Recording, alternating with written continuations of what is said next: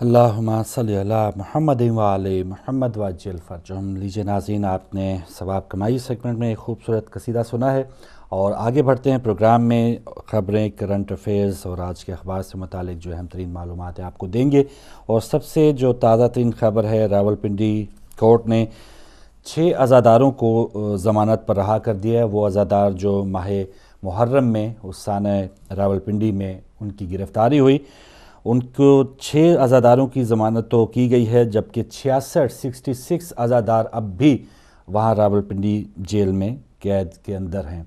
तो ये आपने देखा कि जहाँ पर मुज़ाकरात भी हो रहे हैं, जहाँ पर बड़े बड़े दहशतगर्दों की रिहाई की भी बात हो रही है, और इवन तालिबान ने जो एक कैदियों की बहुत बड़ी फहरिस्त दी थी, उस पर भी मौलाना समीउल हक का ये कहना है कि वज़ीर आज़म ने रिहाई की यकीन दहानी करा दी है। तो वो जो दहशतगर्द जो सैकड़ों अफराद के कातिल हैं, उनकी रिहाई की यकीन दहानी हो गई है। और ये जो मज़लूम जिन पर ख़ुद हमला किया गया, जिन पर पत्थर फेंके गए, जिन पर फायरिंग की गई, जिनकी अमलाक को नुकसान पहुंचाया गया, जो ऐसे बानियान मजालिस थे जो रावलपिंडी के दीगर इमाम बारगाहों में मजालिस करते थे, इमाम बारगाहों को जलाया गया, अलम पाक की बेहुरमती की गई, तो ऐसे ही लोगों को गिरफ़्तार भी किया गया। और आप देखें, मुहर्रम के बाद से इतने अरसे के बाद सिर्फ 6 अज़ादारों की ज़मानत मंजूर की गई है और अभी भी 66 अज़ादार कैद में हैं। तो ये एक जो बिल्कुल यकतरफ़ा सिलसिला है, वहाँ पर जो जज साहिबान हैं, वहाँ पर जो इंतज़ामिया है, किसके इशारे पे, किसके हुक्म पे ज़ाहिर चलें, उनका उस दिन बस ना चला। राना सनाउल्लाह का बहुत एक ख्वाब था, या उन दहशतगर्दों का बहुत ज़्यादा एक तमन्ना थी कि चेलम के जुलूस को रोका जाए, लेकिन तमाम जो शियान अली हैं वो भरपूर अंदाज में उस चेलम के जुलूस में शामिल हुए और किसी की हिम्मत नहीं हुई। लेकिन यहाँ पर जो बहुत से इश्यूज़ ऐसे भी हैं कि वही ताकत हमने अगर दीगर इश्यूज़ में ना दिखाई, तो फिर ये अगर यहाँ रावलपिंडी का मामला है, यहाँ के मोमिनीन पिसते रहें, कोयटा में कोई सानिया होता है, वहाँ पर कुछ मोमिनीन हैं, वो उस अंदाज़ में वो तमाम जो वहाँ की हुकूमत है, वहाँ के जो दहशतगर्द हैं, उन्हीं के रहम करम पे हों। कराची में कुछ टारगेट किलिंग का सिलसिला जारी है, वो मुकामी तौर पे अपने तमाम मुश्किलात से दो चार और उन्हीं को फेस कर रहे हों। तो ये एक एक करके या अलग अलग करके ये बहुत ही ज़्यादा नुकसानदेह सूरत-ए-हाल हो सकती है, बल्कि हो चुकी है। तो यहाँ पर जो भी अब यकतरफ़ा तौर पे कार्रवाई हुकूमत की तरफ से जारी है, अदलिया की तरफ से जारी है, तो उसके मुकाबले में भी हमें मजमूई तौर पे एक ही ज़ुबान बुलंद करना चाहिए। और कराची से लेकर पेशावर तक जो एक ही सिलसिला, चाहे दहशतगर्द हों, चाहे इंतज़ामिया हो, उनकी सोच, उनका नज़रिया एक ही है कि शिया किलिंग को बेशक जितनी भी बढ़ रही है, उसको कोई भी रोकने के लिए इक़दाम ना किए जाएँ। ज़ायरीन की बसों पे हमला होता है तो ज़ायरीन की बसों को ही, जो ईरान जाने वाली बसें हैं, उनको ही बंद कर दिया जाता है सेफ्टी के नाम पे या दहशतगर्दी से बचाव के नाम पे। तो ये कुछ इस किस्म के इक़दाम किए जाते हैं। मुहर्रम या सफ़र के जुलूसों पे हमला होता है तो ये कहा जाता है आप किसी चार दीवारी में जुलूस निकाल लें, आपकी जान को ख़तरा है तो आप बाहर क्यों निकलते हैं। तो ये इस किस्म की जो एक्सक्यूज़ हैं या इस किस्म की जो राय है, या हमें बताया जाता है, इवन धमकियाँ तक दी जाती हैं, तो उसके मुकाबले में जब तक हम आवाज़ बन के नहीं खड़े होंगे या उनके मुकाबले में कोई अपना पॉइंट ऑफ व्यू नहीं देंगे, और अपने से मुराद किसी एक शिया तंजीम की बात नहीं कर रहा हूँ, पूरे 4-5 करोड़ जो अफराद हैं, उनकी जब तक एक आवाज़ हो के इन लोगों को, इन ऐवान के जो बड़े बड़े ऐवान हैं, उनके ऊपर जो काबिज़ लोग हैं, उन तक आवाज़ ना पहुँची, तो इसका कोई फ़ायदा नहीं होगा। बंदे 66 बल्कि 72 बंदे पकड़े गए थे, कितने महीने हो गए, और 6 लोगों को छोड़ा गया है। अभी भी 66 बेगुनाह अफराद वहाँ पर कैद में हैं। तो रावलपिंडी कोर्ट जो है, आपने देखा कि बहुत से ऐसे केसेस, बहुत से ऐसे बड़े बड़े दहशतगर्द जो पंजाब में मलक इसाक जैसे जो दहशतगर्द हैं, उनको आराम के साथ वो छोड़ भी देते हैं। वो उम्रा करने जाते हैं, वहाँ पर शाही मेहमान बनते हैं और वापस आते हैं। 100 बंदों के वो कातिल हैं, लेकिन उनसे कोई भी बात पुश्त नहीं हो रही और कोई भी उनसे पूछ पड़ताल नहीं हो रही, वो आज़ादाना घूम रहे हैं। लेकिन दूसरी तरफ यहाँ पर जो आज़ादार हैं, उनको इस अंदाज में गिरफ़्तार किया गया है, और इसके अलावा बड़े बड़े उन पर FIR और पर्चे दर्ज किए गए हैं, मुकदमात बनाए गए हैं, ताकि इनकी रिहाई बहुत ज़्यादा मुश्किल हो। तो उनके हाथ में कलम है, फ़ैसला करने वाले वो हैं, मुकदमा कायम करने वाले वो हैं, तो वो कुछ भी कर सकते हैं। लेकिन ये सब कुछ एक ही पल में ठीक भी हो सकता है, जब तक हमारे ये 4-5 करोड़ अफराद जो हैं, یہ جب تک باہر نہیں نکلیں گے، اپنی آواز بلند نہیں کریں گے، تو ایک ایک کر کے ضلع میں ہر کوئی اپنی جو بندر بانٹ میں جب تک مصروف رہے گا، یا یہ دیکھتا رہے گا کہ چلیں یہاں پر تھوڑا سا محفوظ ہے، دیگر لوگ اگر مشکل میں ہیں تو کوئی بات نہیں، تو یہ سوچ اپنی ختم کرنی ہوگی۔ اور یہ سوچ جب اگر ختم نہیں ہوگی تو یہ آگ جو ہے وہ کسی چند محدود ضلعوں تک محدود نہیں رہے گی، یہ بلکہ پورے ملک میں پورے جو شیعان علی ہیں، جو بڑے بڑے تاجر آ رہے ہیں، بڑے بڑے شیخ آ رہے ہیں، یہ جو جہاں اب ملک جا رہا ہے، یہ کوئی اب اتنی کوئی بہت ہی ایزی صورتحال نہیں ہے، بہت ہی گمبھیر صورتحال ہے۔ آگے کی خبروں سے آپ کو مزید پتہ چلے گا۔ ایک اپڈیٹ اور بھی دوں کہ سپریم کورٹ نے صوبوں کو بلدیاتی انتخابات کرانے کے لیے، ابھی کی بریکنگ نیوز آ رہی تھی،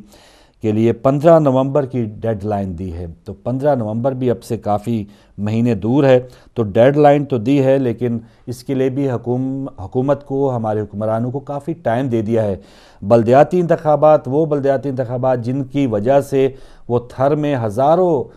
بوریاں جو گندم کی ہیں وہ بند کر دی گئی، تالے لگا دی گئی کہ جب بلدیاتی انتخابات ہوں گے اس کے نزدیک غریبوں کو لائن لگا کے ہم وہ گندم دیں گے اور اس کے بدلے ووٹ بھی لیں گے۔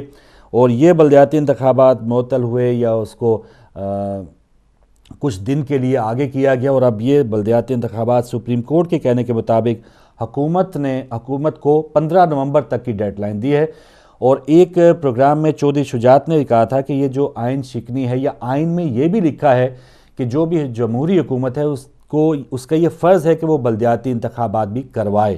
تو کیا یہ آئین شکنی نہیں ہے؟ کیا یہ ملک سے غداری نہیں ہے؟ ان کا ایک بہت بڑا سوال تھا۔ لیکن یہاں پر ملک کے لیے جو غداری کرنے والے وہ ایک ہی شخص ہیں، پرویز مشرف، اور ان کی ابھی دوبارہ 31 مارچ کو دوبارہ ہیرنگ آ رہی ہے، ان پر فرد جرم عائد کرنے کی بھی باتیں ہو رہی ہیں۔ تو یہاں پر جو ایک غدار ہیں جنہوں نے آئین شکنی، جن کے اوپر الزام ہے آئین کو توڑنے کا، غداری کرنے کا الزام ہے، ان کی جو ہیرنگز ہیں بہت جلدی اور تیزی کے ساتھ وہ سماعتوں کی طرف بلایا جاتا ہے۔ حالانکہ وزارت داخلہ تک کا یہ کہنا تھا کہ ان کو راستے پہ حملہ کیا جا سکتا ہے، لیکن جو ججز ہیں ان کو جو ٹارگٹ دیا گیا ہے انہوں نے تو وہی کرنا ہے، تو وہ اپنا کام کر رہے ہیں۔ لیکن جہاں پر دیگر جو ایشوز ہیں، دیگر جو کام ہیں نیچے، اب جو ایک ایم این اے، ایک ایم پی اے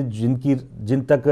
رسائی ہی ممکن نہیں ہے ایک عام شہری کی، اگر بلدیاتی انتخابات ہوئے ہوتے، ناظمین، کونسلرز، کہیں چھوٹے موٹے جو کام ہیں ان کے رکے ہوئے ہو سکتا ہے وہ ان کے ذریعے ہو سکتے تھے، لیکن جو ہمارے بڑے حکمران ہیں وہ نیچے کی کسی قسم کی بندر بانٹ نہیں چاہتے۔ وہ بڑے بڑے لوگوں کو خرید کے، بڑے بڑے ایم این ایز کو خرید کے وہ اپنی حکومت کو قائم و دائم رکھنا چاہتے ہیں۔ اگر کونسلرز بنائیں گے، چیئرمین بنائیں گے، ان کے تمام جو ذیلی فنڈ ہے وہ صوبوں کو ان کو دینا پڑے گا، تو یہ تمام جو صوبے ہیں بالکل آنکھیں بند کیے ہوئے ہیں۔ خیبر پختونخوا، عمران خان صاحب کا کہنا ہے کہ وہ آتے سال 100 دنوں میں الیکشن کرا دیں گے، تو وہ بھی بالکل خاموش ہیں، 100 دن سے بہت زیادہ ہو گئے ہیں۔ نواز شریف صاحب جو میڈل لے کے آئے ہوئے ہیں جمہوریت کا، وہ بھی اپنا کام کر کے وہ بالکل خوش ہیں، اور وہ بلدیاتی انتخابات کے لیے سپریم کورٹ نے بھی اتنا لمبا ٹائم دے دیا، حالانکہ یہ موسم جو ہے ایک بہار کا موسم تھا، ایک بہترین موسم تھا، اور آگے نومبر تک کیا ملک کیا صورتحال ہوگی وہ بھی کسی کو معلوم نہیں۔ تو یہ سپریم کورٹ کی طرف سے اتنی ڈھیل دینا، ایسا لگتا ہے کہ یہ ڈھیل نہیں بلکہ ایک اندرونی طور پہ ایک ڈیل ہے جو سپریم کورٹ کی اور حکومت کی، اور ایون اب تو فوج کی بھی اب ہمیں جو ایک نظر آ رہا ہے کہ وہ بھی اس ڈیل میں شامل ہو چکی ہے۔ یہ جو بندر بانٹ ہے، یہ جو خاموشیاں ہیں فوج کی طرف سے، یہ بھی اب ڈیل ہی کی نشاندہی کر رہی ہے۔ تو یہ سپریم کورٹ کی آج کی خبر تھی جو آپ کے ساتھ شیئر کی گئی ہے۔ خورشید شاہ صاحب کا کہنا، اپوزیشن لیڈر ہے، انہوں نے کہا کہ اسمبلی میں ہمیں بریفنگ دی جائے، تو وہ سب سے بڑی ایک آرزو، ایک تمنا یہی رکھ رہے ہیں کہ ہمیں بریفنگ دی جائے۔ طالبان کے ساتھ جو مذاکرات ہو رہے ہیں، جو بحرین کے شاہ آئے ہوئے ہیں، جو سعودی عرب کے اس سے پہلے $1.5 ارب کا قرضے کی بات ہوئی یا بلکہ تحفے کی بات ہوئی، تو وہ خورشید شاہ صاحب کی طرف سے یہ کہا جا رہا ہے کہ بریفنگ دی جائے۔ پیپلز پارٹی میں بھی اب وہ دم خم نظر نہیں آ رہا۔ آپ نے سندھ کی صورتحال دیکھی، ایک دن قائم علی شاہ صاحب تھر میں جا کے وہاں کی جو ڈی سی صاحب ہیں ان کو معطل کرتے ہیں، وہ مخدوم امین فہیم صاحب کے بیٹے ہیں، ان کے اور بیٹے بھی سندھ میں وہ اسی طرح کی خدمات سر انجام دے رہے ہیں۔ ایک دن انہوں نے معطل کیا، بہت اچھی بات، چلیں کسی نہ کسی کو انہوں نے کوئی کام کر کے دکھایا، لیکن اگلے دن جب مخدوم صاحب کا وہ بیان آیا کہ بھائی جس پارٹی کے تم وزیر اعلیٰ ہو اسی پارٹی کا میں چیئرمین ہوں، تو مخدوم صاحب کے ہاں وہ چلے گئے، گلدستہ لے کے چلے گئے اور معافیاں مانگنے وہ چلے گئے، اور پھر بعد میں پریس کانفرنس کی کہ نہیں وہ ڈی سی صاحب تو 1 مہینے کی چھٹی پہ گئے ہیں۔ تو یہ جو اپنے اقتدار کی ہم جیسے پہلے بھی بات کر رہے تھے، اقتدار رہنا چاہیے، لوگ مرتے ہیں کہ مریں، 160-70 بچے اگر مر گئے ہیں تھر میں تو ان کے لیے کوئی بڑی خبر نہیں ہے، وہ کہہ رہے ہیں کہ یہ جی بیماریاں وہاں پہ پھیلتی رہتی ہیں۔ کراچی میں روزانہ ٹارگٹ کلنگ ہو رہی ہے، وہ کہتے ہیں اتنے 2-2.5 کروڑ عوام کا جو شہر ہے، 10-12-20 لوگ مرنا یہ کوئی بڑی خبر نہیں ہے۔ لیکن اقتدار انہوں نے کسی کو اگر معطل کیا تھا، ایک بہت اچھی بات تھی، لیکن سب سے پہلے، اور وہ خود بھی کہہ رہے تھے کہ یہ تمام حالات کا ہم سب ذمہ دار بھی ہیں، تو اگر وہ ذمہ دار ہیں تو پہلے خود پہل کرتے، خود استعفیٰ دیتے۔ لیکن پیپلز پارٹی کی سندھ کے اندر بھی جو ایک ساکھ ہے، وہ بھی اپنے اپنے وڈیروں کو وہ قائم رکھنے کے لیے، اور مخدوم امین فہیم صاحب نے کبھی اس قسم کی زبان استعمال نہیں کی، یا پارٹی کے اندر کوئی ڈسپلن نظر آتا تھا، لیکن انہوں نے یہ کہہ دیا کہ اگر میرے بیٹے کو تم نے یہ ادھر معطل کر رہے ہو یا ان کو نوکریوں سے فارغ کر رہے ہو، تمہیں پتہ نہیں کہ میں کون ہوں۔ تو ایک قسم کی جو گرج چمک انہوں نے دکھائی ہے۔ یہاں پر بلاول بھٹو زرداری صاحب بھی خاموش ہیں، وہاں پر زرداری صاحب خود خاموش ہیں۔ پیپلز پارٹی جو ایک ڈسپلن کا نام ہوتا تھا کہ قائد کے اشاروں کے اوپر بہت بڑی بڑی ہستیاں جو ہیں ان کو نکال باہر کر دیا جاتا، لیکن پیپلز پارٹی کی وہ ساکھ برقرار رہتی، لوگ ان کو پھر بھی پیار کرتے، ووٹ دیتے۔ لیکن جب تک اب یہ، کیونکہ بڑی شخصیت کوئی ایسی نامور بچی نہیں، ایک سمجھے کہ ستون پیپلز پارٹی کا جو بے نظیر بھٹو صاحبہ کی شکل میں تھا وہ ختم ہو گیا، تو اب نیچے جو چھوٹے چھوٹے جو اب وڈیرے ہیں یا ان کے جو علاقے ہیں، ان کو اب جب تک اکٹھا کر کے اقتدار نہ ملے تو پھر یہ پیپلز پارٹی کی بھی مجبوری ہے۔ اگر یہ مخدوم صاحب الگ ہو گئے اور باقی جو دیگر لوگ ہیں وہ الگ ہو گئے یا ناراض ہو گئے تو پھر قائم علی شاہ صاحب کا اقتدار میں رہنا وہ بھی مشکل ہے۔ تو یہاں پر آپ دیکھ لیں کہ بالکل علل اعلان انہوں نے پہلے ڈسمس کیا اور پھر پریس کانفرنس میں کہہ رہے ہیں کہ نہیں، میں نے انہیں چھٹی پہ بھیجا تھا، خود معافیہ مانگنے وہاں پہ چلے گئے، اور دھمکی جو ہے وہ کارگر ثابت ہوئی۔ تو یہاں پر یہ اپوزیشن کا حال ہے، اور خورشید صاحب کہہ رہے ہیں کہ بس آپ بریفنگ دے دیں ادھر قومی اسمبلی میں تو ہم بہت راضی ہوں گے، خوش ہوں گے۔ حالانکہ ان کو بریفنگ کی اب ضرورت نہیں تھی، اب وہ باہر لانے کے لیے لوگوں کو کال دینے کی ضرورت تھی، اور دیگر لوگوں کو بھی ساتھ ملانے کی ضرورت تھی اگر وہ واقعی کوئی جاندار اپوزیشن نظر آتے۔ تو یہ صورتحال ہے اپوزیشن کی۔ جی، اب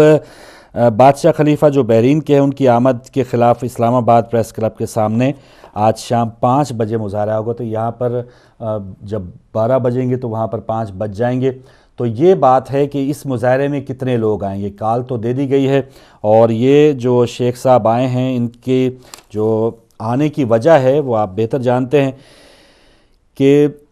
پہلے تو $1.5 ارب آئے، اور اس کے بعد ڈالر کی قیمت بھی گری، پاؤنڈ کی بھی قیمت گری، اور اب پتہ چل رہا ہے کہ یہ $1.5 ارب کے بعد $25 ارب ملنے والے ہیں۔ یہ $25 ارب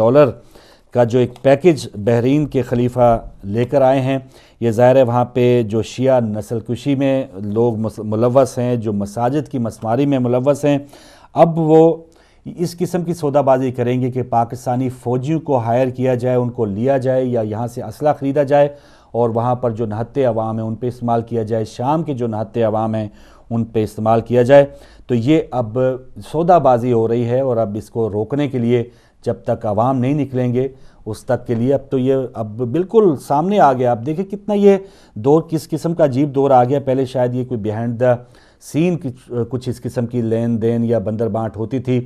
لیکن اب جو لوگ ہیں، جو آپ نے مذہبی طور پہ ان لوگوں کے نظریات دیکھ لیے ہیں، سیاسی طور پہ ان لوگوں کے نظریات دیکھ لیے ہیں کہ اب علل اعلان یہ کہتے ہیں کہ بھائی اتنے فوجی آپ بھیجیں، اتنے ریٹائرڈ جو فوجی ہو چکے ان کو دوبارہ بحال کریں، ان کو ٹریننگ دی جائے، اور آگے چل کے یہ ہمارے ملک میں آ کے لڑیں۔ تو اس پر اب کیا ہماری عوام خاموش رہے گی؟ $25 ارب جو ہیں وہ کیا عوام کو ملیں گے یا ہمارے حکمرانوں کو ملیں گے؟ ہمارے حکمرانوں کے چہرے جو ہیں جو پچھلے سال سے اترے ہوئے تھے اب بہت زیادہ خوش نظر آ رہے ہیں۔ اسحاق ڈار صاحب وہ سمجھ رہے ہیں، اور اس سے پہلے بھی ہمارے ایک کالر نے بتایا تھا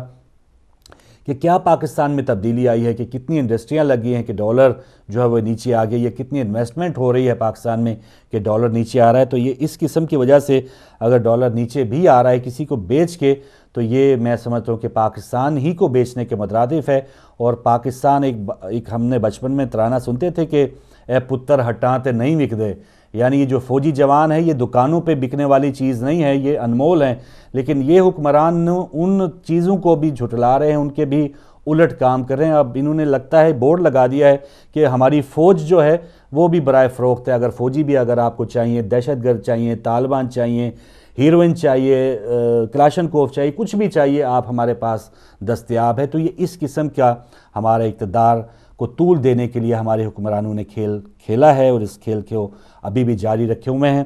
25 ارب ڈالر سے پاکستان کو کیا ملے گا، جبکہ 1.5 ارب ڈالر تقریباً ہر مہینے جو غیر ملکی پاکستانی ہیں وہ بھیج رہے ہیں، ان کو کیا آسائشیں ملی ہیں، ان کو کیا سہولیات ملی ہیں، اس حوالے سے کوئی بھی حکومت بات نہیں کرتے۔ کوئی جی سیل قائم کر دیا جائے گا کہ آپ سے کوئی بدتمیزی نہ کی جائے، یا جی آپ کی لاشیں جو ہیں وہ مفت جائیں گی پاکستان میں۔ تو یہ اس قسم کی سہولتیں تو پاکستان نے دی ہیں، لیکن دیگر جو اوورال سہولتیں ہیں یا جو دیگر ایک ووٹ دینے کا جو حق تھا وہ بھی ٹال مٹول کے زمرے میں ہی رہا، اور الیکشن بھی ہو گئے اور وہ اس کا ہم نے نتائج بھی دیکھ لیے۔ کسی بھی بیرون ملک پاکستانی کے ساتھ جو ایک سلوک روا ہونا چاہیے اس کی انداز میں کوئی بھی تبدیلی نہیں آئی، لیکن یہاں پر 25 ارب ڈالر کی وجہ سے اب ملک جو ہے وہ کس نہج تک جائے گا، اور ہم نے کن کن کے لیے جنگ لڑنی ہے۔ حالانکہ جنگ ہم نے خود اپنے لیے لڑنی تھی، اور اپنے مضبوط دفاع کے لیے ہم نے فوج کو تمام جو پالا پوسا ہے، لیکن اگر یہی فوج اگر ہمارے حکمران کسی اور جگہ دے دیں گے ساری خدمات، اس کا کوئی فائدہ نہیں ہے۔ ایک جماعت نے اس کے خلاف ضرور بولا ہے، وہ میں بیان ضرور آپ کے سامنے شیئر کروں۔ الطاف حسین MQM کے جو رہنما ہیں، انہوں نے اپنے یوم تاسیس سے متعلق کے دن خطاب کے دوران یہ کہا ہے کہ پاک فوج ملک کے لیے بدنامی بننے والا کوئی حکم نہ مانے، اور کسی بھی شیعہ سنی جنگ میں اپنی خدمات سر انجام نہ دیں۔ تو بالکل ایک واضح بیان ہے الطاف حسین صاحب کی طرف سے، اور ابھی بھی فاروق ستار MQM کے جو رہنما ہے وہ پریس کانفرنس کر رہے ہیں، تو ظاہر ان کے اوپر تنقید بھی کی گئی، اور بہرحال ان کا جو بیان ہے، ان کی جماعت کی کیا سرگرمیاں رہی ہیں، ان کی خود کیا، ان کے کیا کس قسم کے کیسز چلتے رہے ہیں، لیکن سب سے پہلے آج کا جو ان کا بیان ہے ہم اسی طرف دیکھیں گے کہ پاک فوج کو بالکل ان کا صحیح مشورہ ہے کہ کسی بھی ایسی کارروائی میں، کسی بھی ایسی سرگرمی میں خود کو ملوث نہ کریں جو ملک کی بدنامی کے لیے وہ ایک زینہ ثابت ہوں۔ تو یہ ایک بہت اچھا بیان تھا MQM کی طرف سے۔ دیگر سیاسی جماعتوں کو بھی فوج کے اوپر اور اس حکومت کے اوپر پریشر بنانا چاہیے کہ بھائی یہ کوئی اس قسم کی کوئی یہ ایسی فوج نہیں ہے کہ آپ کسی بھی ملک کو آپ دہشت گردی کے لیے اپنے فوجی دے دیں۔ ہاں UNO کے زیر سایہ جہاں پر بھی فوج جاتی ہے وہاں پر جو امدادی سرگرمیاں جاری ہوں، یا UNO کی وجہ سے کوئی بھی کسی ملک میں بھیجی جانے والی فوج جو ہے پاکستان سے جاتی بھی رہی ہے، لیکن یہاں پر خود کوئی شیخ آئے اور یہاں سے ہزاروں فوجی لے جائے صرف ڈالر کی وجہ سے، تو یہ پاکستانی فوج کی ایک جو ساکھ ہے، جو عزت ہے، وہ اس انداز میں نیلام ہوتے ہوئے اگر پاکستانی دیکھتے رہیں تو یہ بہت بڑی بدنصیبی ہے۔ اور پھر یہ اگر ہم اپنے آپ کو آزاد ریاست کہیں، اپنے آپ کو ایک جمہوری ملک کہیں، اور اپنے آپ کو کہیں کہ ہم پاکستان کو 60-70 سال ہو گئے آزاد ہوئے، تو یہ شاید ہمیں زیب نہیں دے گا۔ ایک ایسی پراپرٹی بن جائے گی کہ کوئی بھی آئے گا قیمت لگائے گا، کسی بھی چیز کو خرید کے چلا جائے گا، تو ایسے ہونا نہیں چاہیے۔ تو یہاں پر ایک ہی بیان آیا ہے الطاف حسین صاحب کا، اب دیگر جو لوگ ہیں وہ کیا کہیں گے، ان کی طرف سے فی الحال خاموشی ہے۔ جی لاہور کی بات کریں، محکمہ تعلیم پنجاب نے یہ کہا ہے کہ لاہور ہی کے 41 سرکاری اسکولوں پر قبضہ ہے۔ تو یہ لاہور وہ جہاں پر میٹرو بسوں کی بات ہو رہی ہے، اس کو پیرس بنانے کی بات ہو رہی ہے، سرکاری اسکولوں کا یہ حال ہے کہ محکمہ تعلیم پنجاب یہ کہہ رہا ہے، وزیر اعلیٰ صاحب کو شاید یہ خبر پتہ چلے یا نہ، یا پتہ ہوتی بھی ہے تو وہ بالکل منہ دوسری طرف پھیر لیتے ہوں گے۔ تو 41 اسکولوں کے اوپر کسی ناجائز قبضے کی وجہ سے یہ بند پڑے ہیں، تو اس کی طرف بھی پنجاب حکومت کو چاہیے کہ وہ اپنی نظر دوڑائیں، اور اس قسم کے جو ایشوز ہیں وہ ان کے سامنے واقعی ایشوز ہونے چاہیے، نہ کہ جو دیگر ایشوز ہیں یا دیگر جو جس انداز میں وہ خود اپنے پیسے بنانے میں لگے ہیں اس کو چھوڑ کے اس قسم کے ایشوز کی طرف ان کا دھیان ضرور آنا چاہیے۔ جی، اور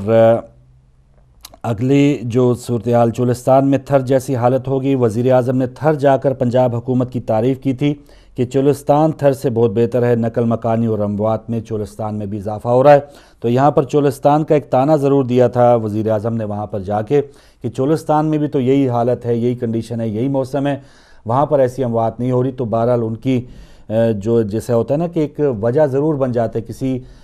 بندے کو اللہ تعالیٰ نے ذلیل کرنا ہو، جسے کہتے ہیں نا کہ جسے اللہ تعالیٰ چاہے عزت دے، جسے اللہ تعالیٰ چاہے ذلت دے، تو ان حکمرانوں کو ذلت کے علاوہ میں نہیں سمجھتا کہ کچھ اور ملے گا۔ ان کے بیانات ان کے منہ پہ مارے جائیں گے، ان کے جو انصاف پسندیاں ہیں، یہ جو لوگوں کو معطل کر کے آتے ہیں، اللہ نہ کرے کہ یہ حالات ان کے اوپر بھی ہوں، ان کے بچوں کے اوپر بھی ہوں۔ اگر پہلے سنبھلنا چاہیں تو سنبھل جائیں، ورنہ جب تک یہ سنبھلیں گے نہیں تو یہ اپنے آپ ہی کے اوپر عذاب کو بلا رہے ہیں۔ تو یہ ایک بیان دیا تھا چولستان میں، تو چولستان میں بھی یہی صورتحال ہے۔ اب دیکھتے ہیں کہ پنجاب حکومت یہاں کی جو اموات ہیں، یہاں سے لوگ جو نکل رہے ہیں، ان کا کیا بندوبست کرتی ہے۔ راولپنڈی کی ایک عدالت نے پاکستانی نژاد برٹش خاتون ختیجہ شاہ کو 63 کلو ہیروئن اسمگل کرنے کے مجرم قرار دے کر عمر قید کی سزا سنا دی ہے، اور اس کا شوہر عمران خان برطانیہ آنے میں کامیاب ہو گیا تھا۔ تو ایک ایسی خاتون، اور یہ ان کے وکیل کہہ رہے تھے وہ دوبارہ اپیل میں بھی جائیں گے، تو ایک ایسی خاتون کہ جن کے بیگ سے 63 کلو ہیروئن اسلام آباد ایئرپورٹ پر برآمد ہو گئی، اور ان کے شوہر صاحب بھی ہو سکتا ہے کہ وہ ہی اس تمام معاملے میں ملوث ہوں۔ بعض اوقات میاں بیوی کا وہ رشتہ نہیں ہوتا، اور وہ شوہر صاحب جو ہیں وہ برطانیہ آنے میں بھی کامیاب ہو گئے ہیں، بیوی ان کی بیچاری قید میں ہے، اور اس کیس میں کتنی ان کی اپنی مجرمانہ ایک غفلت تھی یا کیفیت تھی، یا وہ اس جرم میں کتنی خود ملوث تھی، ایسا لگتا نہیں۔ ان کی ایک بیٹی بھی ہیں جو جیل میں ہی پیدا ہوئی، اور خدیجہ شاہ اب دیکھتے ہیں کہ مزید اگر کوئی انکشافات کرے گی تو اس کی خود جان چھوٹے گی، ورنہ وہ عمر قید جو ہے وہ پاکستان میں اس کو پہلے ایک کورٹ نے سزا سنا دی ہے۔ لاپتہ ملائیشین طیارے کے مسافروں کے رشتہ داروں نے بھوک ہڑتال کی دھمکی دے دی ہے، اور ان کا کہنا ہے کہ اگر حکومت نے حقائق نہ بتائے تو بھوک ہڑتال کریں گے۔ تو میں تو سمجھتا ہوں وہ بیچارے پہلے ہی بھوک میں مبتلا ہوں گے، اتنے کئی دنوں سے وہ اپنے پیاروں سے بچھڑے ہوئے ہیں، اور کوئی پتہ نہیں چل رہا ملائیشین طیارہ کہاں گیا، کوئی کہہ رہا ہے وہاں پہ سمندر میں گرا، اور اتنی بڑی جو کہتے ہیں جی ہم درختوں کے اوپر پتے کتنے ہیں وہ بھی سیٹلائٹ سے ہم بتا دیتے ہیں، تو یہ بڑی جو حکومتیں ہیں وہ بھی لگی ہیں۔ 25 سے 30 حکومت کی جو انویسٹیگیشن ٹیمیں ہیں وہ سمندروں میں غوطے لگا رہی، لیکن اس جہاز کا فی الحال پتہ نہیں چلا۔ تو جو بیچارے ان کے رشتہ دار ہیں ان کا کہنا ہے کہ ہم بھوک ہڑتال کریں گے، ہمیں حقیقت بتا دی جائے، اور یہ جو ایک صبر ہے، گمشدگی کی ایک جو کیفیت ہے وہ ایک اور کیفیت ہے، اور لیکن جب آپ کو پتہ چل جائے کہ ہمارے پیارے ہم سے پکے ہی جدا ہو گئے ہیں تو اللہ تعالیٰ بھی آپ کو صبر دیتا ہے، یہ صبر کی کیفیت تھوڑی سی دل میں آ جاتی ہے۔ تو یہ وہ کہہ رہے ہیں کہ بھائی کچھ بھی اگر بہت بڑا سانحہ بھی ہوا ہے، اور جس کی بہت زیادہ اب تو چانسز بہت کم ہیں ان کے زندہ بچ جانے کے، تو ہمیں بتا دیا جائے، سرکاری طور پہ یہ اعلان کر دیا جائے کہ اس طیارے میں جتنے بھی مسافر تھے وہ ہلاک ہو گئے ہیں، تو ہم اپنے گھروں پہ جائیں، یا ہم ان کی کوئی فاتحہ درود کا کوئی بندوبست کریں۔ لیکن اس کی جو اٹکایا ہوا ہے، لٹکایا ہوا ہے معاملہ، کوئی پتہ ہی نہیں چل رہا کہ ان کے ساتھ کیا ہوا، تو اس حوالے سے ان کی بھوک ہڑتال کی جو دھمکی ہے، دیکھتے ہیں اس پر وہ کب عمل کریں گے۔ روس نے کرائمیا کو ایک آزاد ریاست تسلیم کر لیا ہے، اور دنیا دیکھتی رہ گئی ہے۔ بڑے ممالک امریکہ، برطانیہ، نیٹو افواج، سارا کچھ جو ہے وہ وہاں کے ریفرینڈم کے خلاف تھی، لیکن روس نے وہاں پر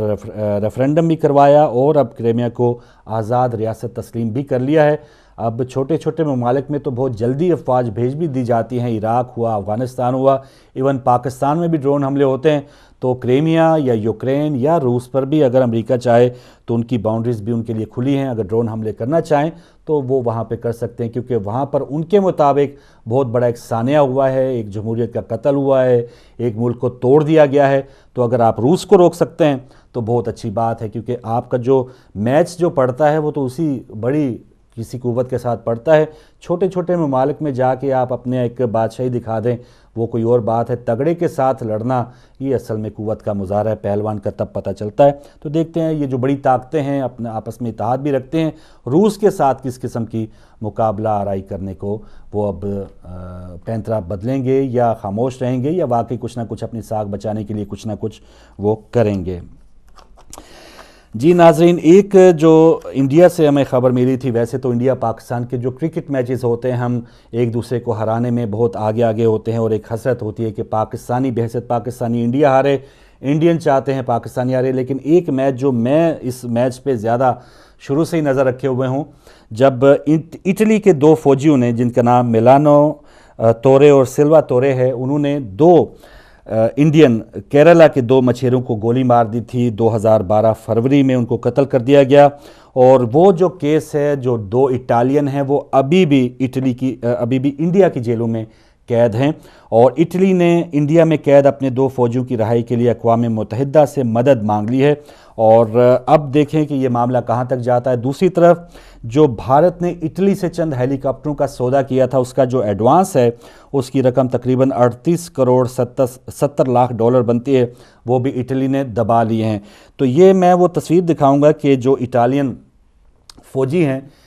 جی یہ اٹالین فوجی ہیں، یہ ایک بار 2012 دسمبر میں کرسمس منانے بھی اٹلی گئے تھے، اور پھر وہاں تھوڑی دیر ٹکے رہے، دوبارہ انڈین حکومت نے دباؤ ڈالا اور اٹالین حکومت کو ان فوجیوں کو دوبارہ واپس بھیجنا پڑا۔ اب جو تھوڑی سی سرد موری ہے وہ دوبارہ بڑھ چکی ہے، اور اب اٹلی اور جا رہا ہے UNO، اور وہ چاہ رہا ہے کہ یہ جو دونوں اٹالین فوجی جوان ہیں ان کو چھوڑا جائے، اور اس کے بدلے وہ بہت بڑی رقم بھی دینے کو تیار ہیں۔ تو یہاں پر جو میں جہاں میچ کی بات کر رہا تھا، ایک اسی قسم کا واقعہ پاکستان میں ہوا تھا۔ ہم بہت جلدی بھول جاتے ہیں، لیکن جن کے اپنے مرے ہوں شاید وہ کبھی بھی نہ بھولے۔ ریمنڈ ڈیوس نامی ایک شخص نے 2 پاکستانیوں کو اسی انداز میں شہید کیا تھا، اور وہ اس انداز میں پاکستان سے باہر چلا گیا جو ان دنوں کے وزیر خارجہ ہیں امریکہ کے